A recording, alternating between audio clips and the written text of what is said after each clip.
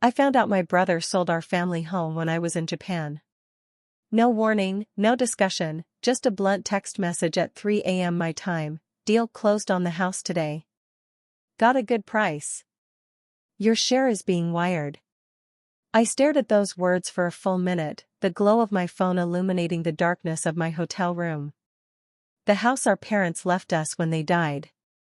The house I grew up in. The house where I'd specifically told him I wanted to move back to when my overseas contract ended in 3 months. I called him immediately. No answer. I texted, "What the hell, Marcus?" We agreed to wait until I got back. Nothing. 5 years ago, when our parents died within months of each other, Marcus and I inherited everything jointly. The business, the investments, the house. I was in the middle of finalizing a promotion that would send me overseas for a 5-year stint, an opportunity that would set me up financially for life. Marcus had just moved back to our hometown after his divorce, living in a small apartment downtown. We agreed he'd manage everything while I was gone, with major decisions made together. I trusted him completely. "It's easier this way," he'd said. "You focus on your career, I'll handle things here." I should have asked more questions. The house had been in our family for generations. A sprawling Victorian on 3 acres, worth well over $1 million in today's market. But its value wasn't just financial. It held everything: holiday memories, family milestones, the garden where Mom spent her summers, the workshop where Dad taught us to build things. Now it was gone, sold while I slept halfway across the world. I didn't sleep the rest of the night. I sent more texts, made more calls. Finally, around 7 a.m. my time, my phone buzzed. "Hey sis, sorry about that. Was out celebrating. Great news, right? Got almost 1.4 for it, no contingencies. Your share will hit your account next week." My share. Like we were splitting poker winnings. "We agreed not to sell," I typed back, my fingers shaking with rage. "I told you I wanted to move back there." The response took a few minutes. "Come on, Emma. That was years ago. You've built a life over there. The place was sitting empty, costing us money. This is better for both of us. Better for both of us." I knew then he'd never planned to honor our agreement. I just couldn't figure out why. The money appeared in my account exactly 1 week later. $615,000. Not even half of what he claimed the house sold for. I immediately sent him a message: "Why is this only $615,000? You said 1.4 million. That's after paying off Mom and Dad's remaining debts, the realtor fees, and the repairs we had to make to get it market ready. All documented. I'll send you the paperwork." The paperwork never came. What did come was a series of excuses: his computer crashed, he forgot to scan it, the files were at his office. Always something. When I pushed harder, he stopped responding altogether. I called the county clerk's office back home. The house had indeed sold, for $1.8 million, not $1.40. I checked our parents' financial records that I still had access to online. There were no outstanding debts. The renovation costs Marcus claimed? Nowhere to be found in any of the joint accounts we'd set up. He'd lied. Repeatedly. Stolen from me. But why? Marcus had always been responsible, reliable. Had 5 years changed him that much? Or had I just never really known my brother? My company wouldn't let me break my contract early without severe penalties. I had 3 months left in Japan, 3 months to sit with this betrayal, to let it fester, to plan what I would do when I returned. I thought about confronting him immediately, but something stopped me. Something cold and calculating that had never been part of my personality before. I started digging. From 6,000 miles away, I began to piece together what had happened in the 5 years I'd been gone. I hired a private investigator back home. Expensive, but worth every penny. The report came back 2 weeks later. Marcus had been living a double life. While projecting the image of a responsible businessman managing our family assets, he developed a gambling problem. Casinos at first, then sports betting, then riskier ventures. He'd burned through his savings, then started dipping into the family accounts. Small amounts at first, then larger sums. He covered his tracks well, moving money between accounts, fabricating expenses, manipulating documents. But the house sale was different. He couldn't hide that. So he'd lied about the price, pocketed the difference, and hoped I'd be too distant, too busy, or too trusting to notice. The investigator found more. Marcus was in debt to people you don't want to owe money to. The kind who don't send late notices in the mail. He'd been paying them off with my money, my inheritance, my trust. I spent the next 2.5 months in a state of cold fury, carefully planning. I didn't want revenge. I wanted justice. I wanted him to feel what I felt, betrayed by the one person you should always be able to trust. When my plane landed back home, I didn't tell Marcus I was coming. I checked into a hotel downtown and started implementing my plan. First, I met with a lawyer who specialized in estate fraud. I showed him everything I'd found, the discrepancies in the house sale, the missing funds, the falsified documents. He was confident we had a strong case.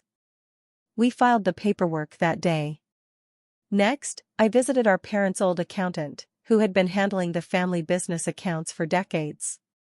He was shocked to see me. "I thought you'd moved abroad permanently," he said. "Marcus told me you wanted nothing to do with the family business anymore." Another lie. I showed him what I'd found.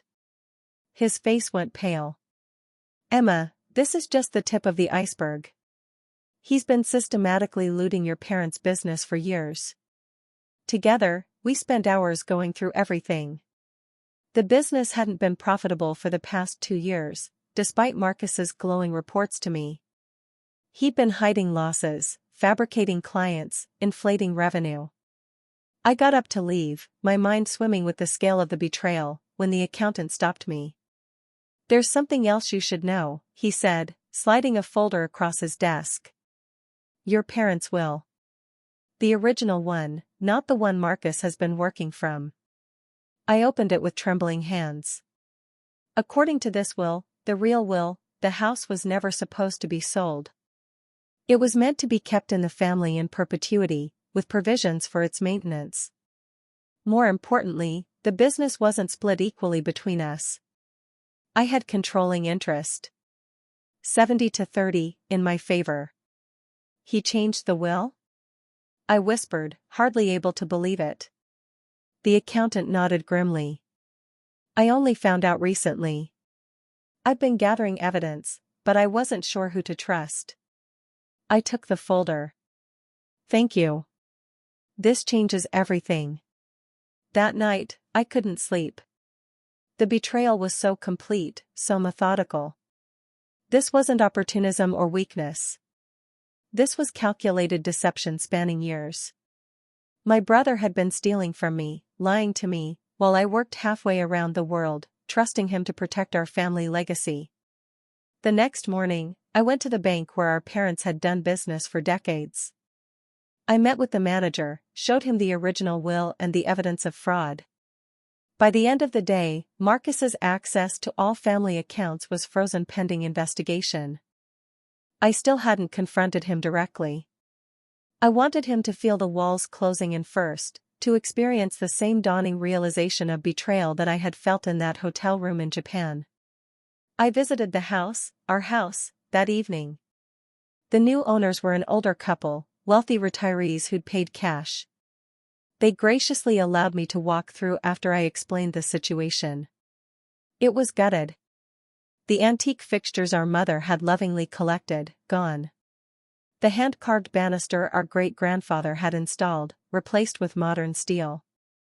The garden where we'd scattered our parents' ashes, now a concrete patio. I thanked them and left, grief mixing with my anger. The next day, I met with the detective who'd been handling my case. He'd tracked down the buyers who had purchased various family heirlooms Marcus had sold off: paintings, jewelry, furniture. Items that should have been split between us but had disappeared without explanation. With the detective's help, I began the process of documenting everything for court. 4 days into my return, and Marcus still didn't know I was back. I'd been careful, staying at a hotel under a different name, meeting people who wouldn't immediately report back to him. But now it was time. I texted him, "We need to talk." "Dinner tonight. 7 p.m. Giovanni's."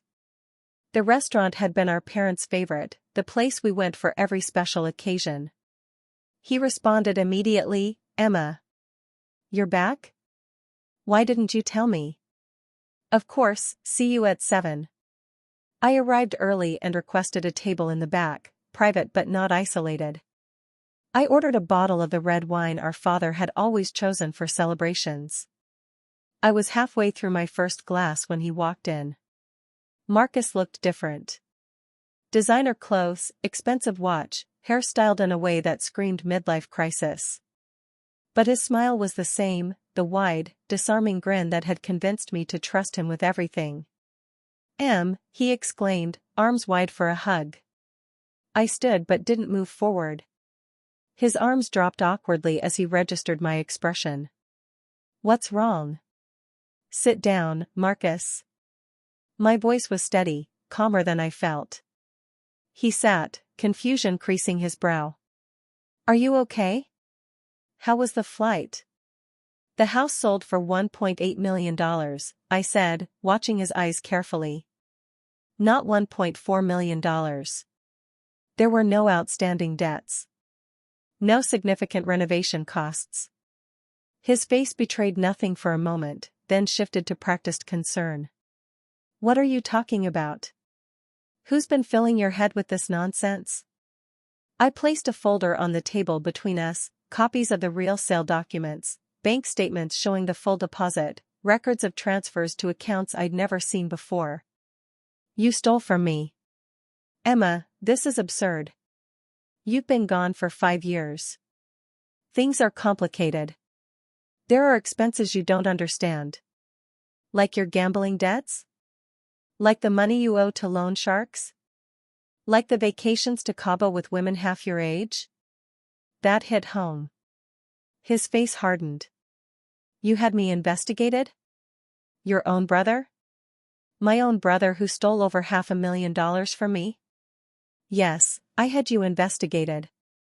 He leaned forward, voice dropping to an urgent whisper. "Look, I can explain everything. I got in over my head, but I'm fixing it. The house was just sitting there, wasting away. I did what needed to be done. Like changing our parents' will? Like selling off our mother's jewelry? Like telling everyone I'd abandoned the family business?" Each question landed like a physical blow. He sat back, his facade crumbling. "You don't understand the pressure I've been under, managing everything alone while you built your perfect life overseas." "Save it," I cut him off. "Your access to the family accounts has been frozen. The police have been notified about the will. I've filed suit to recover what you stole." His face went white. "You can't do this. We're family. You should have thought of that before you betrayed me." He switched tactics, his voice taking on a pleading tone. "Emma, please. I'm in trouble. Serious trouble. These people I owe money to, they're dangerous. If I can't pay them, not my problem." I stood up, leaving the wine and the folder. "Enjoy dinner. It's the last one I'm paying for." I walked out without looking back, my heart pounding but my resolve firm.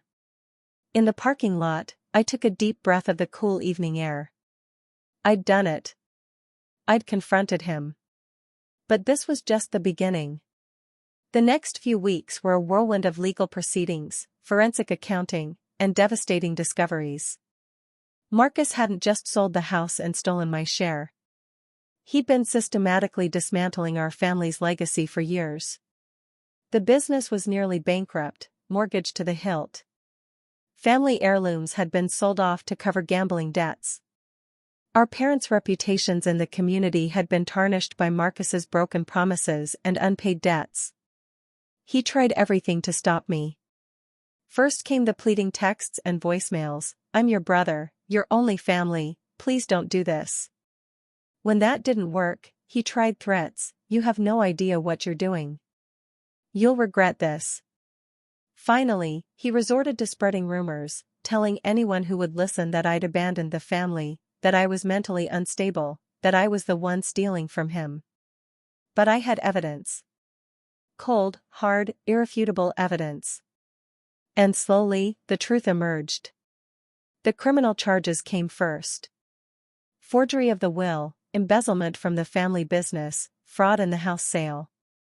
He was arrested on a Tuesday morning, the story making the front page of the local newspaper. I didn't go to see him at the jail. I didn't need to. Justice was being served. The civil suit was filed simultaneously. I wanted everything back, the money he'd stolen, the items he'd sold, and damages for the pain he'd caused. My lawyer was confident we'd win. 2 months after my return, I sat in a small cafe across from Maria, Marcus's ex-wife. She'd reached out after the arrest, saying she had information I might find useful. I'd been hesitant, they'd divorced before our parents died, and I'd always assumed she was just another casualty of Marcus's self-centered behavior. I was wrong. He was always like this, she said, stirring her coffee absently. The gambling, the lies, the manipulation. I tried to warn your parents, but they didn't want to believe it. Their golden boy, you know? I nodded. Marcus had always been the favorite, the charming one, while I was the serious, responsible daughter. When I finally left him, he told everyone I'd cheated. That I'd stolen money. That I was crazy. She looked up, her eyes steady. Sound familiar? It did. The same playbook he was using on me now. I have records, she continued. Bank statements, recordings, everything I gathered for the divorce. I was going to expose him, but then your parents died, and it seemed cruel. But now. She slid a USB drive across the table. Now he needs to face the consequences. The evidence Maria provided was damning. It showed a pattern of behavior going back over a decade. Marcus hadn't just suddenly gone off the rails when I left for Japan. He'd always been this person. I'd just never seen it. With this new evidence, the criminal case against Marcus strengthened. He was denied bail, deemed a flight risk due to the large sums of money still unaccounted for. I visited him once in jail, not out of sympathy but because I needed answers. He looked small in the orange jumpsuit, his designer stubble grown into an unkempt beard, dark circles under his eyes. Why? I asked, the only word I could manage. He stared at me for a long moment. Because it was easy. Because you trusted me completely. Because I could. We're family, I said, throwing his words back at him. Family, he scoffed. Family is just an accident of birth. You were always the good one, the smart one. Mom and Dad might not have said it, but everyone knew you were their favorite. The perfect daughter. I was just there. So this was about jealousy? You destroyed our family legacy because you felt overlooked? He leaned forward, his eyes cold. I destroyed nothing. I took what should have been mine. What would have been mine if you hadn't always been in the way? I stood up. There was nothing more to say. As I turned to leave, he called after me, "You think you've won? This isn't over, Emma." Not by a long shot. I didn't look back. The criminal trial was brief but brutal. Marcus pleaded not guilty despite the overwhelming evidence. On the stand, he portrayed himself as a victim, of circumstance, of pressure, of a sister who abandoned him to manage everything alone. The jury didn't buy it. He was sentenced to 8 years for fraud and embezzlement. The civil case dragged on longer. Marcus had hidden money well, transferring it through offshore accounts, converting it to cryptocurrency, burying it under layers of shell companies. But my lawyers were tenacious, and slowly, we tracked down most of it. In the end, I recovered about $1.2 million of the money he'd stolen, plus the court awarded me damages. It wasn't everything, but it was enough. More importantly, Marcus was facing the consequences of his actions. The hardest part was rebuilding what he'd destroyed. The family business was salvageable but barely.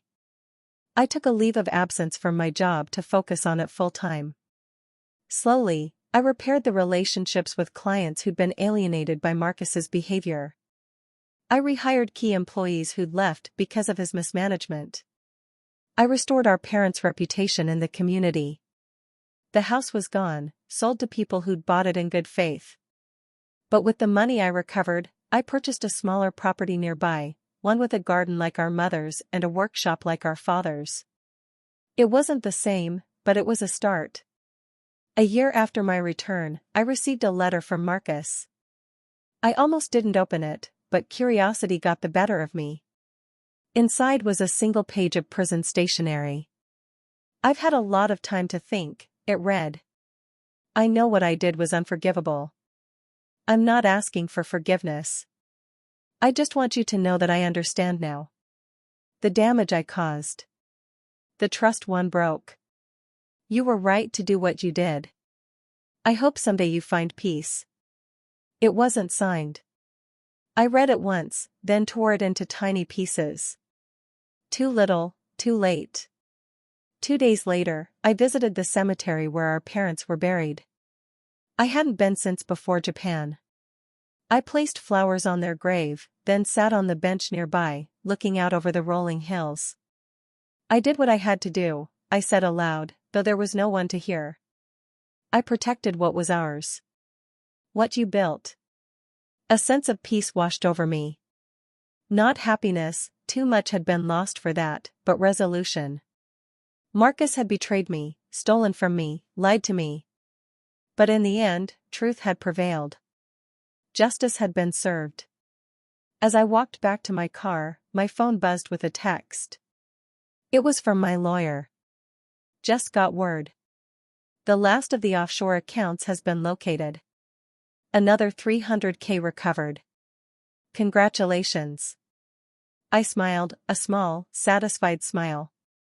It wasn't about the money. It was about the principle.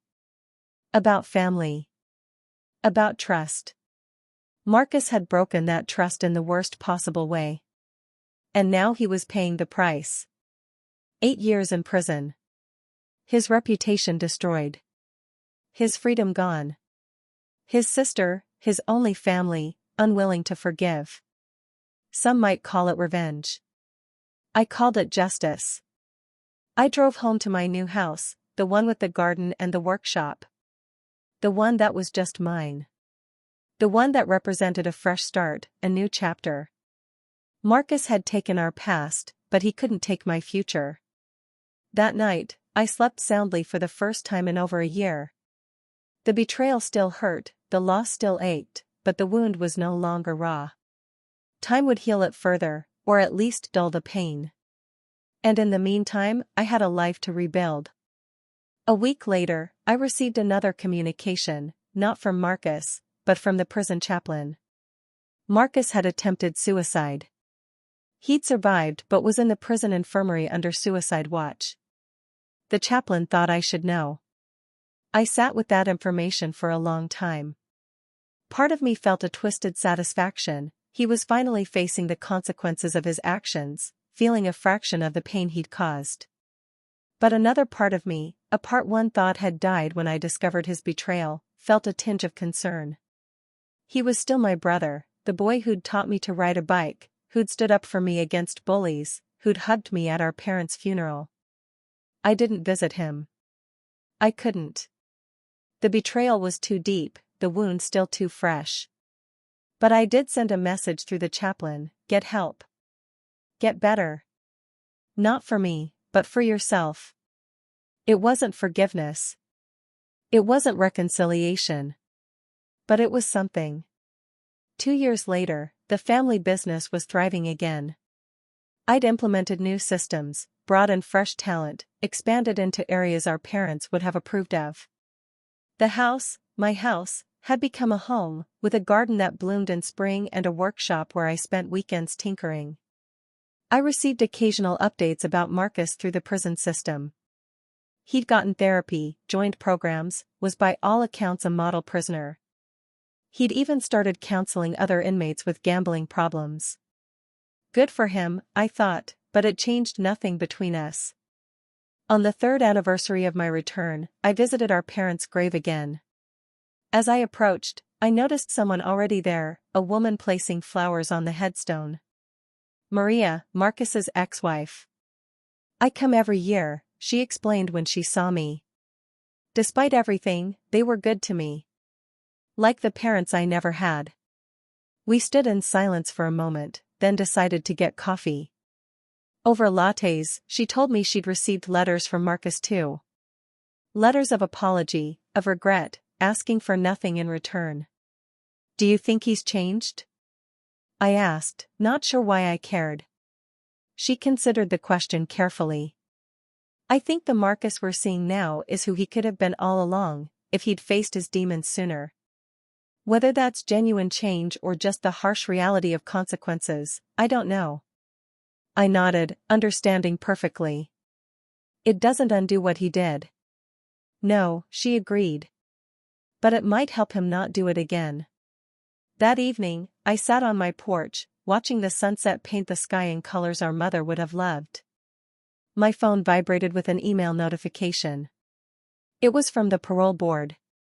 Marcus was up for early release due to good behavior and completion of intensive rehabilitation programs. They were soliciting input from victims. My finger hovered over the delete button. Then I opened it. The form was simple. Did I object to his early release? Did I fear for my safety if he was released? Would I be willing to meet with him as part of his reintegration program? Did I object? Yes and no. He had served less than half his sentence, but by all accounts had made genuine efforts to reform. Did I fear for my safety? No. Marcus's crimes were about money and power, not violence. Would I meet with him? The question pierced me. Could I sit across from the person who had betrayed me so completely? The brother who had stolen not just money but memories, legacy, trust? I closed the email without responding. I had time to decide. A week later, I found myself driving to the prison. I hadn't planned to go. I hadn't responded to the parole board. I just got in my car and drove, as if pulled by an invisible force. Marcus looked healthier than the last time I'd seen him. Clearer eyes, steadier hands. He seemed genuinely shocked to see me. Emma, he said, his voice catching. I didn't think you'd come. Neither did I admitted. We sat in awkward silence for a moment. Then he spoke, his voice low. I know sorry doesn't begin to cover it. I know I can never make up for what I did. I don't expect forgiveness. I need you to know that I understand now. I see the damage I caused. Not just to our inheritance, but to us. To our relationship. I studied him, looking for signs of the old Marcus, the manipulative charm, the calculated sincerity.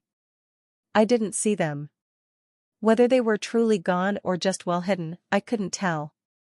Why did you do it? I asked, the question that had haunted me for years. Really? No excuses, no justifications. Just the truth. He took a deep breath. Jealousy. Resentment. I always felt like I was in your shadow. You were the smart one, the responsible one. When Mom and Dad died and left everything to both of us equally, part of me felt cheated. Like I should have gotten more because I was there, I was the one who stayed. And once I started taking a little, it was easy to take more. The gambling made it worse. I always thought the next win would fix everything. It was the most honest thing he'd ever said to me. It didn't make it right. It didn't heal the wound. But it was something real in a sea of lies. I'm not here to forgive you, I said clearly. I'm here because despite everything, you're still my brother. And I needed to see for myself if there was anything left of the person I thought you were. He nodded, accepting this. Is there? He asked quietly. I considered the question. I don't know yet. I didn't stay long. Before I left, I told him I wouldn't object to his parole. It wasn't forgiveness. It was recognition that keeping him in prison wouldn't undo what he'd done or heal what was broken between us. 6 months later, Marcus was released. He moved to a different state, respecting the restraining order I'd obtained that prevented him from contacting me directly. He got a job at a recovery center, working with gambling addicts. I heard about him occasionally through mutual acquaintances. He was doing well, staying clean, making amends where he could.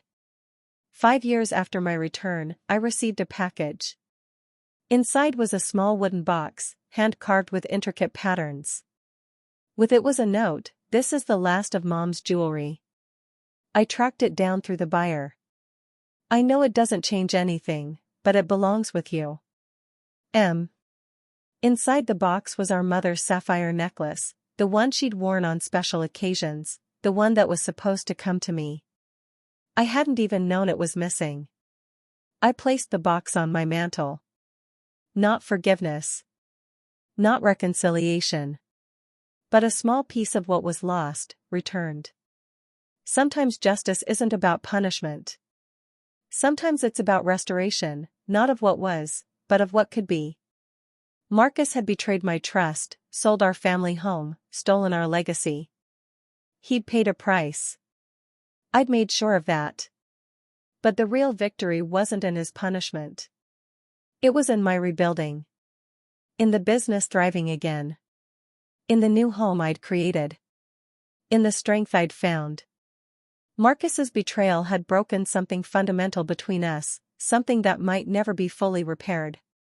But it hadn't broken me. I'd fought back. I'd reclaimed what was mine. I'd rebuilt what he'd destroyed. And in doing so, I'd discovered something important: trust, once broken, might never be fully restored. But life, even after the deepest betrayal, could still be rebuilt. Different, perhaps. Scarred, certainly. But whole in its own way. And that was the real justice I'd been seeking all along.